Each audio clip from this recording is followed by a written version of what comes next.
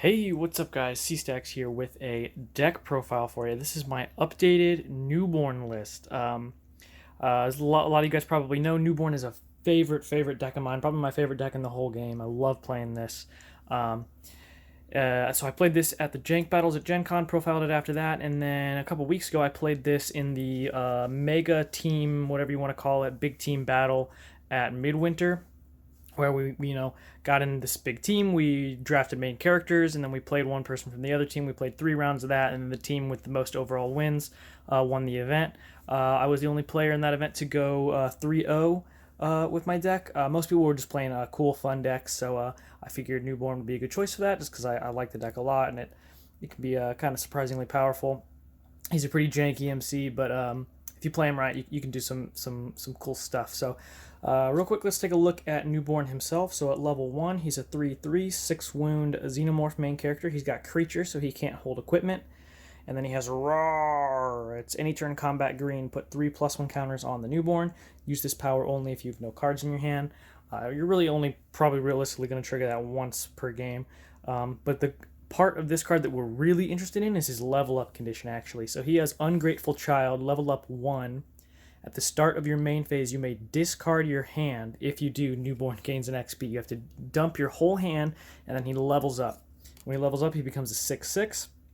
He still has Roar, and he has a beautiful butterfly. Any turn combat space, if Newborn is defending, he is ferocious and monstrous this combat. So he strikes first, and he strikes everything.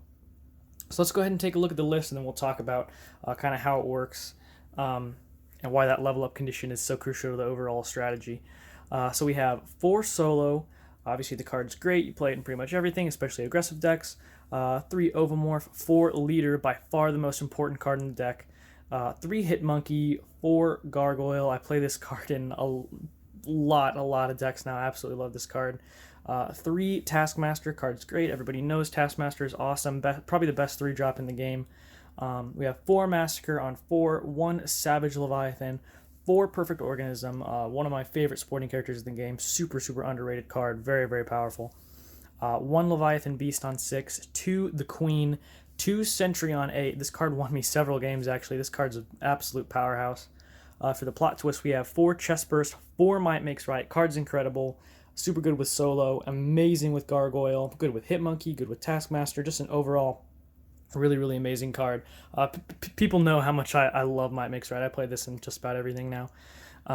We have, for the locations, our 4 LV426, our 4 greens for Newborn and for Might Makes Right, 4 Fisk Tower, and 4 yellow, mostly for leader. The yellows all also go for Perfect Organism and Sentry, and then 2 space for our level 2 Newborn and for our face huggers. And then, of course, we have our face hugger pile for the Ovomorphs for the removal. So basically how this works is you want a mulligan for leader and a yellow. Play leader on turn 2, dump your hand with Newborn, level up, become huge. If you have a green, that's awesome. You get your 3 counters, and then you just draw a whole new hand with Newborn, or with leader. For anybody who doesn't know what leader does, leader has an ability called Massive Brain that is main yellow. Choose an enemy player, draw cards until you have as many cards in your hand as that player. So you just dump your hand for Newborn, level up, and then just draw a whole new hand equal to how many cards your opponent has. So it's really consistent, actually. I mean, it's a really specific mulligan condition. So, like, if you see leader and yellow in your hand, you just keep it. If you see a yellow but no leader, that's probably a mulligan. But if you see a leader and no yellow, I usually keep that, because you have only 4 leaders, but you have 8 yellows with your 4 Fist Tower and your 4 yellows. So you have a pretty good chance that you'll draw them by turn 2. So that's basically how it works. You just mulligan for leader and a yellow, and then you just play super aggressive. If you open with like a Might Makes Right solo turn 1, that's really strong. Just go ahead and use all your aggressive cards you can. Your Might Makes Right, your Chestburst on turn 1, because on turn 2 you're hopefully just going to dump and then draw a whole new hand. Let's see, what are some other highlight cards? Obviously, Might Makes Right, I love this card. Hitmonkey's really strong. Your main character has creature. We've got creature on Ovomorph. We've got creature on... We've got some Leviathans in here. We've got Perfect Organism. We got Queen. It's really strong when you get to bring out Queen with your face huggers. Super powerful. And your face huggers are more likely to fire off when you see the Hitmonkey, which is just incredible. We cut Blackheart for Sentry on 8. This card is actually incredible. It's one of those cards that I thought was terrible when I first read it, but you're going to have the extra yellows most likely sitting around that you don't need for leader anymore. And it's just absolutely incredible. 18 power. This card won me several games over the midwinter weekend in various side events. Card's absolutely great. Other than that, you basically just mulligan for leader, and then you go aggressive. Perfect Organism was one of my favorite cards. As far as quote-unquote jank main characters go, he's pretty solid as like an aggressive strategy. I definitely recommend giving it a shot. There's some slots you could probably play with. I guess you don't have to play the Gargoyle thing. I just play that in like everything now. It doesn't really kind of jive with the whole strategy or whatever. We got like a whole underworld curve going, but I just think even just like the only defender's character, I just think he's just super strong with the might makes right in the list. Yeah, other than that, that's basically how it works. Actually, you know what? Let's go ahead and do a little fishbowling and see if we can see if I can show you how the deck works a little bit. Actually, all right. So let's give her a shuffle and do a little test hand and see if we can get leader and a yellow, either in our opening hand or in our mulligan hand, because you know, a lot of people don't like to play 2 out of 60 decks. You know, decks where like you have to draw something specific or you're dead in the water. But between drawing 7 cards at the beginning of the game and having a mulligan, you just about always get it. Obviously, there are times when you brick, but you know that happens. So let's assume we're going first. 4, 5, 6, 7. All right, so we missed the first time. Take our mulligan. Oops, dropped a card.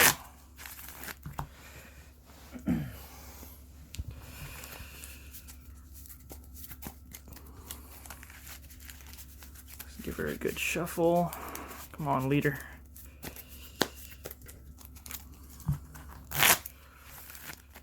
All right. Give her a cut. Okay.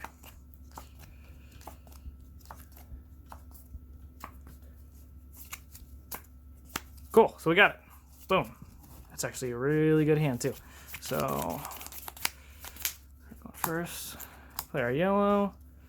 I always try to like play the yellow first in case they play some kind of discard effect instead of like the green or the something else. We do like solo. We'd swing in with these guys. Get our counters.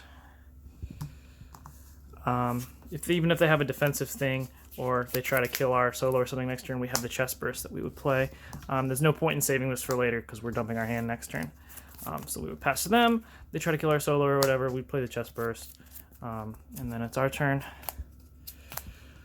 All right, so let's play this LV426. Forget to untap. And we play our leader. And then we enter our main phase. Dump our hand and flip.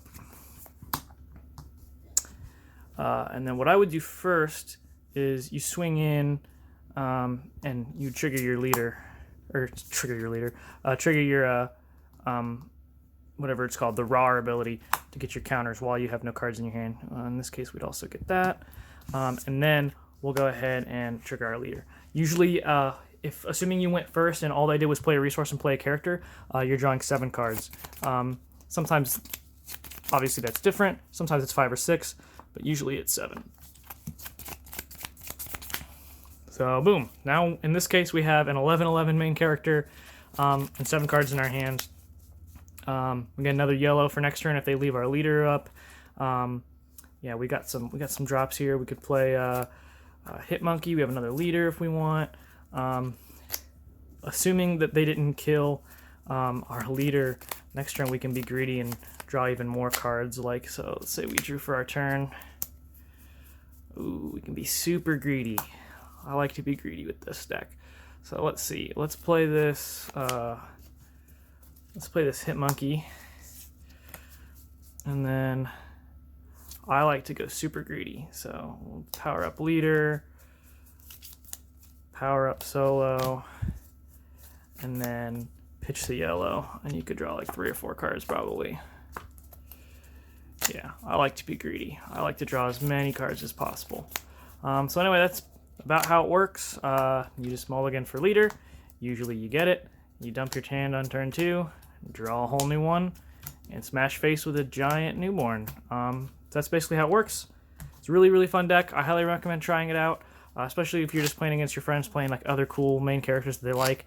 As far as like lower tier main characters go, it's a really fun, aggressive deck, and it's just really cool. It's always so fun when you just dump your hand and then you just draw another whole fistful of cards. So that's basically how it works, and hope you guys enjoyed. Let me know what you think down in the comments below. Support me on Patreon if you want to help out the channel, help me make more content for you guys. I'd really appreciate it, and I'll see you guys next time. Bye.